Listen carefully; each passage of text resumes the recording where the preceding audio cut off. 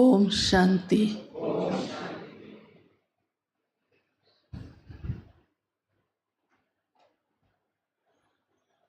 आज प्यारे बाबा ने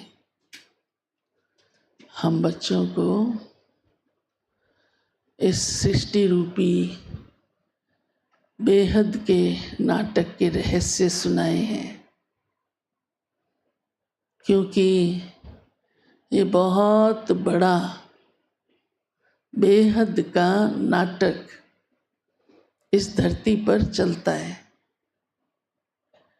और सबसे बड़ी बात ये है इस नाटक की कि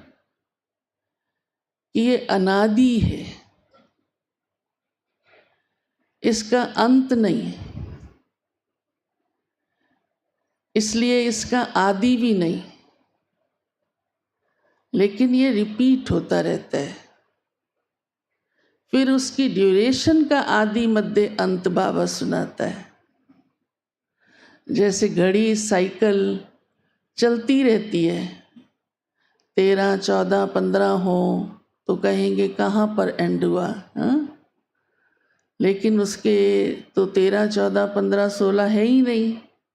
12 के बाद फिर क्या आ जाता है? 1 साइकिल हो गया ना, उसकी रेपिटिशन होती रहती है बस। तो ये राज भी प्यारा बाबा हम बच्चों को आकर सुनाता है कि ये बेहद का नाटक है जो चलता रहता है। और इसकी खास बात है कि इस नाटक में सभी एक्टर्स हैं। वैसे भी छोटे नाटक में भी थोड़े एक्टर हों तो भी वो अपना पार्ट बजाते हैं, भले चाहे 8-10 एक्टर ही हों, 2-4 भी हों, हाँ? यहाँ तो करोड़ों एक्टर्स हैं।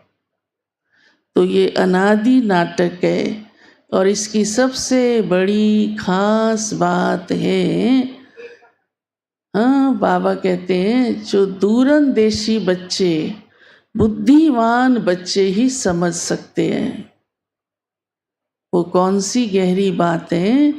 बाबा ने कहा है कि ये इतना बड़ा झाड़ छोटा तो नहीं है ना। ये पहली बात तो इसकी ड्यूरेशन ही 5000 वर्ष है। भले शास्त्रवादियों ने तो उसकी लाखों वर्ष कह दी, जिसकी तो गुत्थी उलझ गई सारी, सुलझना ही मुश्किल है। पर 5000 वर्ष के भी याद रखना कोई आसान तो नहीं है ना।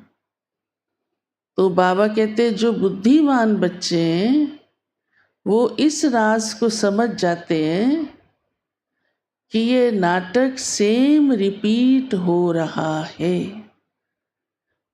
इसमें उनके कोई प्रश्न नहीं होंगे। जो कल्प पहले चला था संगम युग पर, जो आपका पार्ट रहा था, आज भी आपका वही ही पार्ट है। कईयों को थोड़ा दुख भी होता है ये सुन करके, हाँ? लेकिन फिर भी बाबा कहते नहीं, इसमें दुख का सवाल नहीं। और ये सोचो कि भगवान के बन तो गए, ये राज जिसने समझ लिया ना, वो कभी किसी बात में डिस्टर्ब नहीं होगा। वो किसी के दूसरे के पार्ट को देखकर उसके इफेक्ट में नहीं आएगा, क्योंकि ये बदली नहीं हो सकता। कोई, हाँ, चाहे एड़ी से चोटी तक का जोर लगा ले, ये बदली नहीं हो सकता। हर एक एक्टर है और एक्टर चोला पहनता है और पार्ट के अकॉर्डिंग ही चोला होता है और उसकी एक्टिविटी चलती है। बस ये बुद्धि के अंदर सदा स्पष्ट रहे। फिर तो हाँ, कोई कुछ भी चाहे उल्टा भी हाँ लटक जाए, हैरानी नहीं होगी और होनी नहीं चाहिए। कोई कितना भी उल्टा कर्म करे, वो उसका खाता, वो उसका पार्ट। जैसे हद के नाटकों में भी हीरो और विलियन दिखाते हैं ना, कोई नाटक ऐसा होता है जिसमें विलियन ना हो। हाँ, ये फर्क होता है, किसी नाटक में विलियन ज़्यादा खतरनाक होता है, किसी में थोड़ा ढीला ढाला होता है। रावण जैसा हर नाटक में नहीं होता। हाँ, और किसी किसी नाटक में तो रावण का भी गुरु होता है, ऐसा विलियन भी होता है। हाँ, जान से ही मारता जाता है सबको।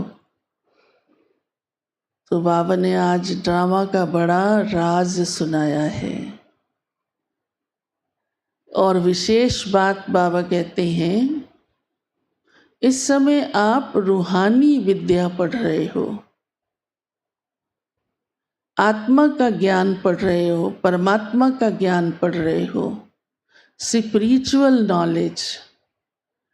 पहले पढ़ते थे जिस्मानी नॉलेज, अभी भी पढ़ते हैं जिस्मानी नॉलेज, लेकिन ये रूहानी नॉलेज सब नहीं पढ़ते हैं, थोड़े ही पढ़ते हैं ना। या फिर है शास्त्रों की नॉलेज, शास्त्रीय विद्या जिसको आज बाबा ने कहा है, वो भी पढ़ने वाले कई लोग हैं, परंतु ये रूहानी नॉलेज पढ़ने वाले बहुत थोड़े लोग हैं। शास्त्र भी देखो आज करोड़ों में लोग पढ़ रहे हैं, और भारत की तो ये एक खास वो है कि हर एक अपने घर में जिसमें जिसकी आस्था है, चाहे रामायण रखेंगे, चाहे गीता रखेंगे, गीता ज़रूर रखेंगे, रामायण तो फिर भी हाँ युद्ध कराने वाली है, महाभारत भी, रामायण युद्ध से भी ज़्यादा हाँ परेशान कराने वाली है, हाँ गाली गलौज भी है, रावण का युद्ध है, आदि आदि। महाभारत में तो फिर पूरा ही विनाश दिखाया है। गीता है जिसमें ज्ञान ही ज्ञान है, इसलिए हर भारतवासी कहें हाँ या हिंदू धर्म की आत्माएं कहें, वो अपने घरों में अधिकतर गीता को रखते हैं, तो पढ़ते भी हैं, सुनते भी हैं। तो बाबा कहते हैं वो शास्त्रीय नॉलेज है, उसे हम स्पिरिचुअल नॉलेज नहीं कह सकते। फिर उनको अगर कहते हैं ये बात तो उनके धक्का भी लगता है कईयों को कि इसको ये नहीं कह सकते, इसमें भी तो ज्ञान है ना आत्मा परमात्मा का। लेकिन ज्ञान कहाँ स्पष्ट हुआ, गीता पढ़ के भी नहीं स्पष्ट हुआ। अर्जुन को कह रहा है भगवानुवाच तुम आत्मा हो, ये शरीर विनाशी, आत्मा अजर अमर अविनाशी है, तो भी अर्जुन को आत्मा का पाठ पढ़ने में कितनी मेहनत लगी, कितनी मेहनत लगी, बार बार उसको समझाता रहा। हाँ, तो बाबा कहते हैं इस समय मैं तुमको समझाता हूँ तो सारी बातें सहज स्पष्ट हो जाती हैं, और फिर हम कितनी जल्दी सहज आत्म अभिमानी बन जाते हैं।